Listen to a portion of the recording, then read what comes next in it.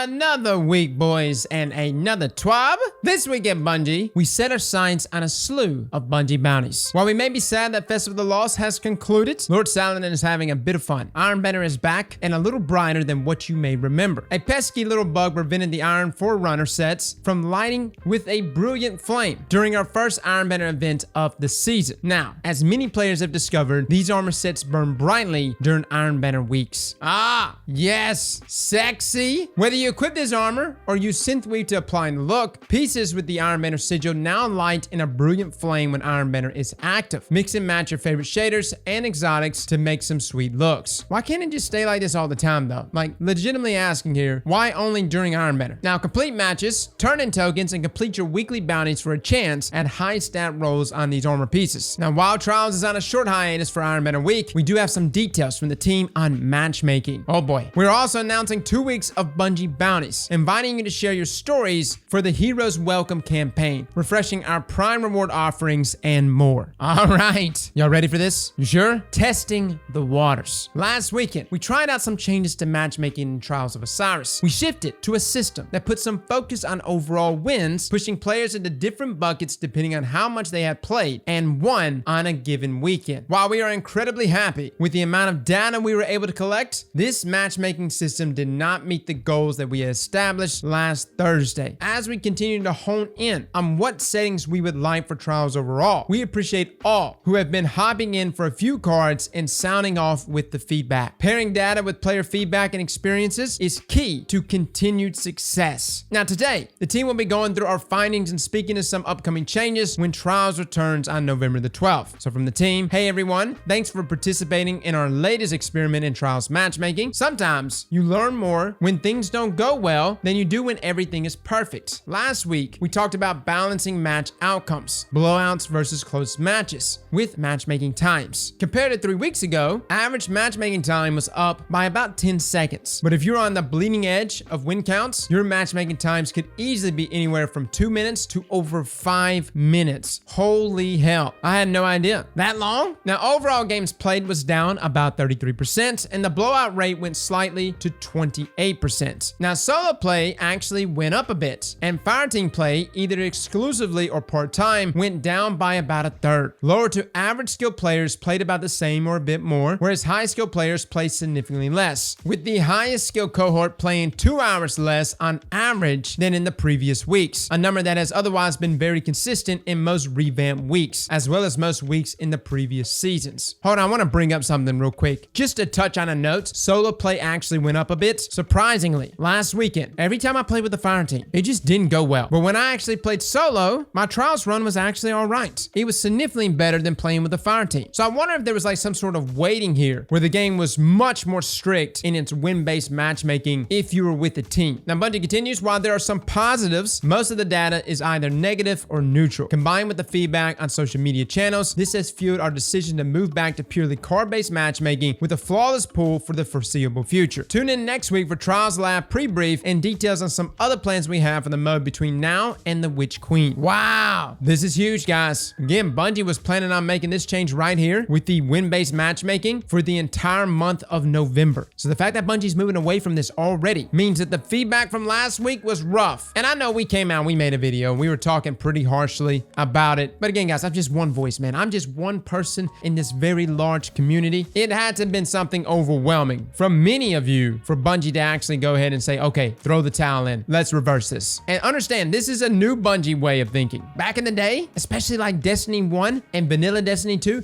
Bungie would never do this. They would be like, yo, deal with it. Everyone would be on social media complaining like crazy, saying they were going to quit, and Bungie would just be like, our data shows you're wrong. Luckily, though, in this scenario, things align. Not only were we complaining, but the data itself also aligns with our complaints. And I think Bungie knows that if they kept up this matchmaking system, these numbers overall would just progressively get worse. So good on Bungie for actually being adaptive in this situation and receptive. Moving on, though, to bounty tables. It has been a while since our last round of Bungie bounties. If you're new around these parts, here's a quick rundown. Every so often, we set our sights on specific members of the community and issue a challenge. If you match against them, do everything in your power to steal the win from their clutches. If you match with them on your fire team, watch their back and help them achieve victory. Whether they be on your team or against you, winning the match will result in a fancy emblem being granted to your account. count. This bounty is a worldwide affair. We have selected numerous participants from regions around the globe. Below you will find a variety of bounty tables with targets, dates, times, and platforms. We highly recommend joining these streams to meet said targets and to have some fun in their chats. As a note, this bounty will also be split between Crucible and Gambit. Each participating community member will announce which mode they're playing at the top of their playtime, so tune in to find out. Ah, looky there. A lot of good names right here. You love to see it. Oh my god, they got more console? Yo, it's good to see that guy. Now, from other countries around the world, though, you have a number of other content creators that I'm actually not overly familiar with, but they look nasty and sweaty. So fellas, feel free to jump over there, show them some love. Bungie Bounty is always a good time, whether you want to play with your favorite streamer or poop all over them. Now, moving on, Heroes Welcome. Earlier this week, we put out a question to you on social media. What are the most heroic Destiny 2 moments you've experienced? Do you have any fond memories of times where you or your fire team members saved the day moments before wiping in a nightfall? How about something Crucible related, like a massive kill streak that saved your team from a loss? Gambit is also up for grabs, whether it be a teammate melting a boss or taking out an invader. Whatever your story may be, all heroes are welcome. Shoot us a tweet tagged with hashtag Destiny 2 Hero Stories. We love to use them to inspire new players as they join Destiny 2 for the first time. If you have videos, screenshots, or art, be sure to include them. Other than that, guys, we also have another batch of Prime rewards, an emote, a sparrow, a ghost in a ship, the cup of tea emote at that. Oh, I might actually get in on that. Now, +1 again. It's not every day that we get to introduce a new member of the community team to our fans, but it seems that we are on a 2 TWAB streak. Last week, Hippie joined our ranks to help bolster our efforts in serving a worldwide community. Today, we are introducing you to Sam, also known as Queen Bartley in many social spaces. And although her home state is cold and dark, her heart is as warm as ever. She'll be tackling feedback, writing bugs and blogs, and doing all the things you would expect from our community team. Here's a little bit about herself straight from her own keyboard. So from Sam, hi Guardians, my name is Sam and I am so excited to be the next Guardian joining the Bungie team. Bungie captured my gaming heart back in 2001 with Halo and has helped introduce me to some incredible humans, including my best friend and my husband. My job here is to share your thoughts, dreams, and ideas with the team while tirelessly searching for a way to convince the dev team to use some space magic and put my full auto hawk saw from Destiny 1 back in my vault. Oh, we got a gamer on our hands. I'm so stoked to be here and alongside all of you, whether it be in the tower having a dance party or in a fire team where you're reviving me for the 30th time in the Corrupted. And as a Warlock main, not sorry, I have a feeling Liana and I will be giggling into the darkness together every time we have to do a jumping puzzle. I cannot wait to chat with you all more. While it may be a bit before she writes her first TWAB, she already has some advantages with how much time she spends in Destiny and among the community. If you see her in patrol, do not hesitate to emote and give her a warm welcome. It bears repeating, Cosmo and I will not be going anywhere anytime soon. We're excited to double our team in size to tackle the everyday challenges of community management with a player base as large as Destiny's. All right, the team is growing, fellas. Outside of that, we do have some known issues as well as some upcoming extended downtime for the dates November the 16th and November the 30th. And one of this is in preparation for the 30th anniversary event. Now, as a final note here from DMG, light the fires. So a few people have reminded me that our 30th anniversary pack and a slick new hunter set with a yellow beanie is releasing less than 5 weeks. It's already November. What? I can't keep track of where the time is going. Whatever happened to 2020? It feels just like yesterday. I was stuffing ridiculous amounts of bread into my mouth for charity. That was ages ago. Is it possible that eating bread makes time go faster? The next few TWABs should be a fun time. We'll have more details on the upcoming Trials Laps, a kickoff of sandbox conversations in preparation for the December patch, and more. Until next time, I'll be capping some zones in Iron Banner. See you in the wild. Cheers, DMG. Fellas, that is your TWAB for this week. Kind of a slow week. We've got Iron Banner. I actually have a couple personal things to take care of this weekend, so we won't be streaming. But after this week, things will start to ramp up. The sandbox changes that are going to be coming in December are looking to be pretty sizable. And the 30th anniversary event, with the inclusion of all kinds of things, with the likes of Gallahorn,